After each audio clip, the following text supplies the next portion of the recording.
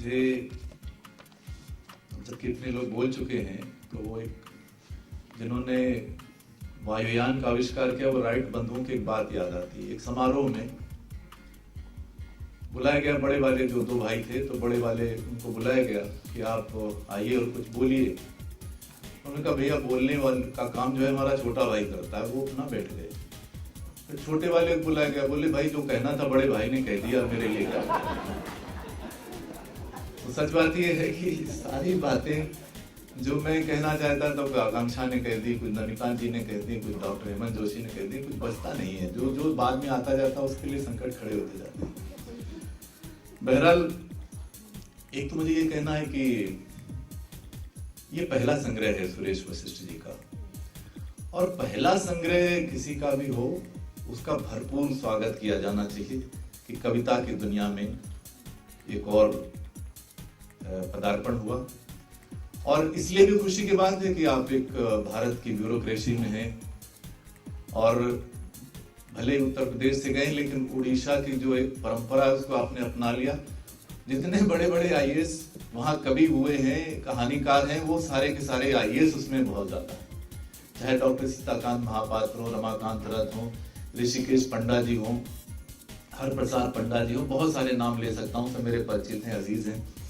तो उस परंपरा में चलिए आप उड़ीसा जाके जुड़ गए, अच्छी बात है। और ये भी कि अगर कोई प्रशासन में है और संवेदनशील है तो ये प्रशासन के लिए इससे अच्छी बात क्या हो सकती है।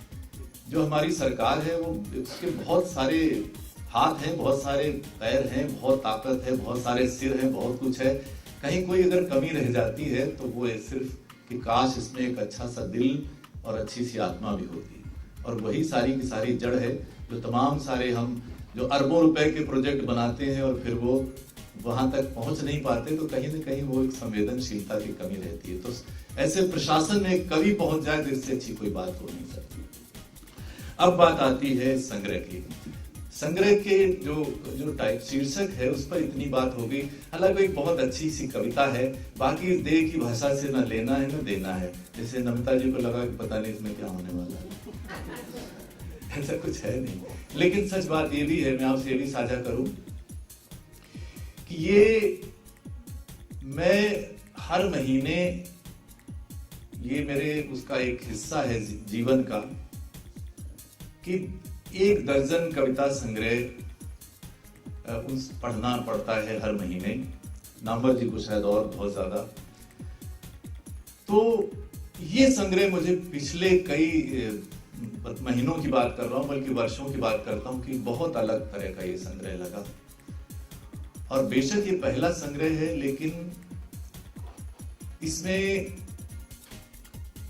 बहुत, जिसको हम सही कविता कहते हैं, जिसको बिल्कुल मुकम्मल जिसको हम कविता कहते हैं, उस तरह की कविताएं इसमें बहुत ज्यादा है। और जैसे कि कहा गया, समर्पण से ही बात शुरू हो जाती है। समर्पण की 3 पंक्तियां ही वो जाहिर कर देती है कि कैसा संग्रह है। और ये क्या करते हैं कि एक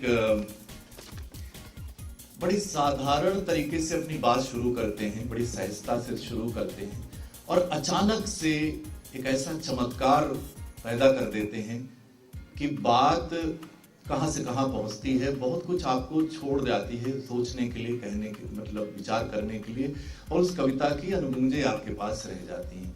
यही कमाल है। आप जो चित्र देखते हैं, पेंटिंग आप देखने जाते हैं, और जितना कुछ पेंटिंग में है अगर उतना ही देख लिया आपने तो वो पेंटिंग कोई बात वहां नहीं है। पेंटिंग से परे, रेखाओं से परे जो कुछ आप सोच लेते हैं, विचार करते हैं, आपके भीतर कुछ भाव जगते हैं, वो अच्छी पेंटिंग है।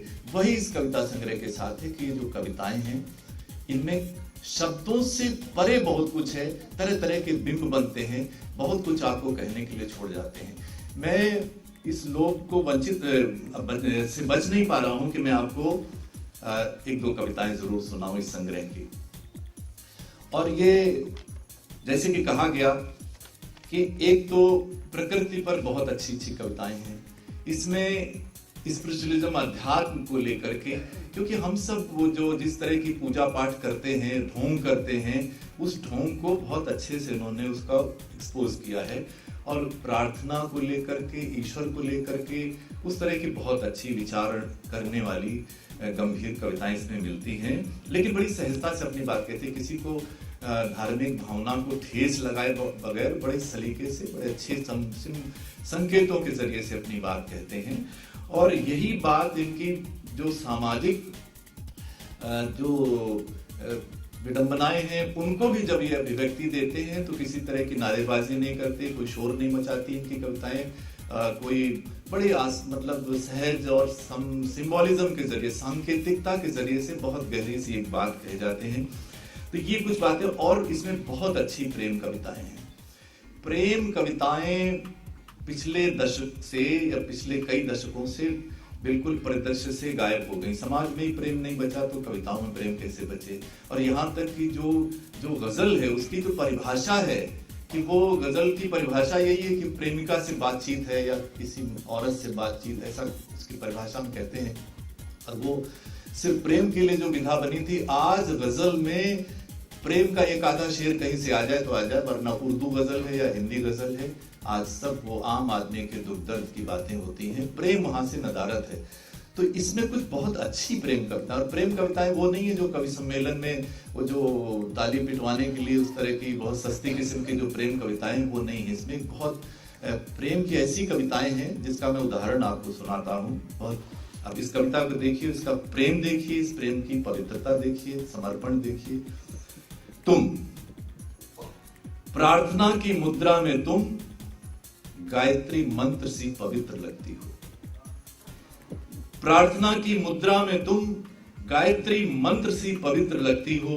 गीले केशों से टपकती करुणा, होठों से फूटते श्लोक, आराध्य की मूर्ति आंखों में बंद।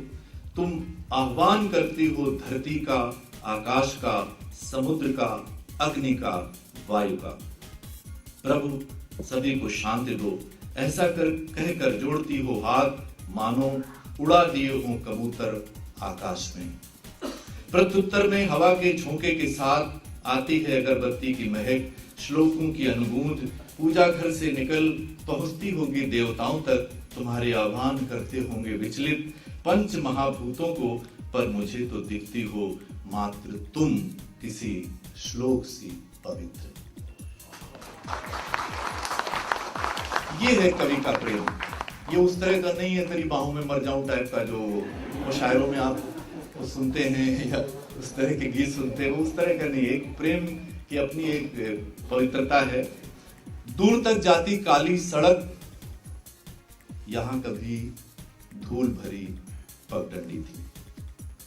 धुआं छोड़ती लारी, गाड़ी की चुरुक चूं पीछे छूट गई। धड़धड़ चलता हैंडपंप, कुआं बाल्टी ताक रहे हैं। पानी फेंकता डीजल इंजन, रहट की आवाज कैसी थी। धरती का सीना रौंदता ट्रैक्टर, गाय का बछड़ा उदास है।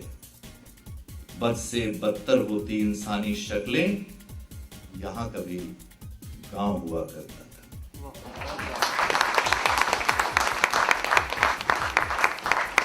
तो और भी कविताएं हैं, और ज्यादातर मैंने इसमें कोई आमतौर पे होता है पहला संग्रह है तो कुछ अच्छी कविताएं होती हैं।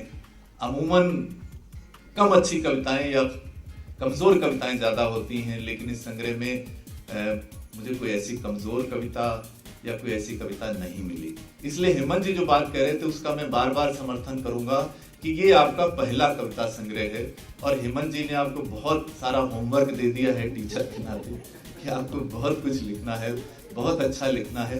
लेकिन आखिरी में एक सिर्फ बात कहूंगा जो गजल वाली बात कही, क्योंकि वो मेरा विषय है, और वो सिर्फ ये है कि आपके भीतर कहीं ना कहीं ये जो गजलें नहीं है इत्तेफाक से गजल नुमा, हम इनको जैसे नमिता जी ने कहा, ठीक कहा कि वो गजल नुमा कविताएं हैं, और वो सिर्फ ये है।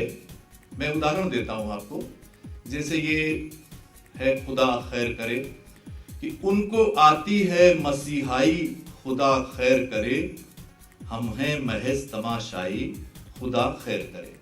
अब मसला ये कि अगर इसको यूं सिंपल कर लिया जाए कि हमको आती है मसीहाई, खुदा खैर करे, हम तो हैं सिर्फ तमाशाई, खुदा खैर करे। तो जरा सा हेर फेर करें, एक दो ईंट अगर इधर उधर की जाए तो बाकायदा, क्योंकि गजल अगर होना है तो गजल की अपनी शर्तें हैं, उसका एक वजन कैसा हो, उसमें बहर कैसी हो, और वो जो मामला है वो शिल्प का मामला है, उसके लिए कोई दैवी प्रतिभा की आवश्यकता नहीं है। और शिल्प का मामला वैसी जैसे एक दर्जी कोई कमीज बनाता है, अब उसमें एक कॉलर थोड़ा बड़ा हो जाए, एक छोटा हो जाए, और उसको कोई भी कभी भी एक सप्ताह के अंदर, 2 दिन के अंदर सीखना चाहे तो वो सीख सकता है।